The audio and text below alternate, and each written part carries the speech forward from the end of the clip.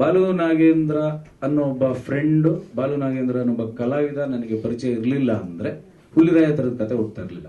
Because ಆ ವ್ಯಕ್ತಿಯ ಹಾವಭಾವಗಳಾಗಿರ್ಬೋದು, ಆ ವ್ಯಕ್ತಿ ಮಾತಾಡೋ ರೀತಿ ಆಗಿರ್ಬೋದು, ಅಥವಾ ಆತನ ನಟನಾ ಚಾತುರ್ಯ ಇರ್ಬೋದು, ಇವನ್ನೆಲ್ಲ ನೋಡಿದಾಗ ನನಗೆ ಇಲ್ಲ ಈ ವ್ಯಕ್ತಿ ಜೊತೆ ಕೆಲಸ ಇವತ್ತು ಇಲ್ಲ, ಬಾಲು ಅವ್ರನ್ನ ಅವರ ಒಂದು ಅಲ್ಟಿಮೇಟ್ ಆಕ್ಟಿಂಗ್ ಪ್ರಾವೆಸ್ ಏನಿದೆಯೋ ಅದನ್ನೆಲ್ಲ ತೋರಿಸೋದಕ್ಕೆ ಒಂದು ಸಿನಿಮಾ ಮಾಡಬೇಕು ಅನ್ನೋದು ಗುದ್ಕೊಂಡು ಬಂತು ಒಳಗಡೆಯಿಂದ.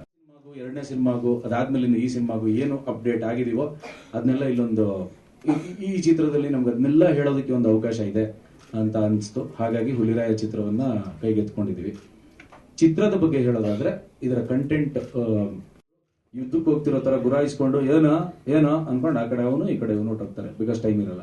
ಸೊ ಜಗಳಗಳಾದ್ರೆ ಮಾತ್ರ ಎಲ್ಲೆಲ್ಲಿಗೂ ಹೊಟ್ಟೋಗುತ್ತೆ. ಅಂದ್ರೆ ಈ ಒಂದು ಬ್ಯಾಕ್ ಡ್ರಾಪ್ ಅಲ್ಲಿ ಒಂದು ಹುಲಿ ಸಿಟಿಗೆ ಬಂದ್ರೆ ಏನಾಗ್ಬೋದು, ಯಾಕಂದ್ರೆ ಹುಲಿ ಅಂದ್ರೆ ಕಾಡಲ್ಲಿ ಇರುವಂತ ಒಂದು ಸ್ವಚ್ಛಂದವಾಗಿ ಓಡಾಡ್ಕೊಂಡು ಅದ್ರ ಕನಸುಗಳನ್ನ ಅದು ಕಟ್ಕೊಂಡು ಆರಾಮಾಗಿ ಓಡಾಡುವಂತ ಒಂದು ಪ್ರಾಣಿ. ಅದ್ರದ್ದೇ ಆದ ಒಂದು ಜೀವನ ಇರುತ್ತೆ. ಅದು ಮುಗ್ಧ ಪ್ರಾಣಿ, ಮುಗ್ಧ ಪ್ರಾಣಿ.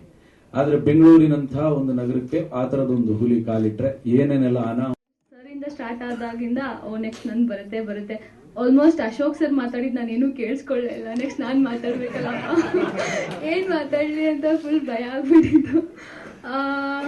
ಓಕೆ, ನಾನು ಸೀರಿಯಲ್ಗಳು ಮಾಡ್ತಾ ಇದ್ದೆ. ಸೀರಿಯಲ್ಗಳು ಮಾಡ್ತಿರ್ಬೇಕಾದ್ರೆ ಮೂವೀಸ್ ಮಾಡಲ್ವಾ ಅಂತ ತುಂಬಾ ಜನ ನನಗೆ ಕೇಳ್ತಾ ಇದ್ರು. ಇಲ್ಲ, ಒಂದ್ ಒಳ್ಳೆ ಮೂವಿ ಮಾಡ್ತೀನಿ, ಖಂಡಿತ ಮಾಡ್ತೀನಿ ಅಂತ. ಕೆಲವರೆಲ್ಲ ಮೂವಿಗೆ ಅಪ್ರೋಚ್ ಮಾಡಿದಾಗ್ಲೂ ನನ್ಗೆ ಸ್ಟೋರಿ ಎಲ್ಲ ಕೇಳಿದಾಗ ಎಲ್ಲೋ ಮಾಡಬೇಕು ಅನ್ನೋ ವೈಫ್ ಸಿಕ್ಕಿರ್ಲಿಲ್ಲ. ಶಿಲ್ಪಾ ಅವ್ರ ಜೊತೆ ನಾನು ವರ್ಕ್ ಮಾಡಿದ್ದೆ, ಅರವಿಂದ್ ಸರ್ ವೈಫ್. ಸೊ ಅವರು ಒಂದ್ ದಿವಸ ನನಗೆ ಫೋನ್ ಮಾಡ್ಬಿಟ್ಟು, ದಿವ್ಯಾ ಈ ತರ ಒಂದ್ ಕ್ಯಾರೆಕ್ಟರ್, ಈ ದೇಶದಲ್ಲಿರೋ ಏರಿಯಲ್ಲಿರೋ ಗಲ್ಲಿಯಲ್ಲಿರೋ ಮನೆಯಲ್ಲಿರೋ ಹುಡುಗರಿಗೆಲ್ಲ ನಾನು ಹೇಳೋದು ಒಂದೇ ಒಂದು ಮಾತು, ಲವ್ ತಲೆ ನೋವು.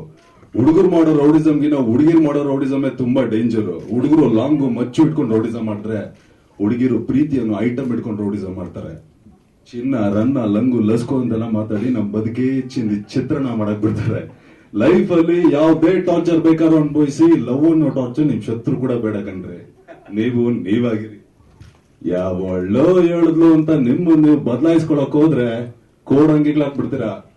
ಕನ್ನಡಿಯಲ್ಲಿ ಮುಖ ನೋಡ್ಕೊಳಕ್ ಆಗ್ತಾರೆ. ಸೆಂಟಿಮೆಂಟ್ ಅನ್ನೋ ಕುರುಪಾಕಿ ನಿಮ್ ಹೃದಯನ ಮನ್ಸನ್ನ ಕೆತ್ತು ಬಿಡ್ತಾರೆ.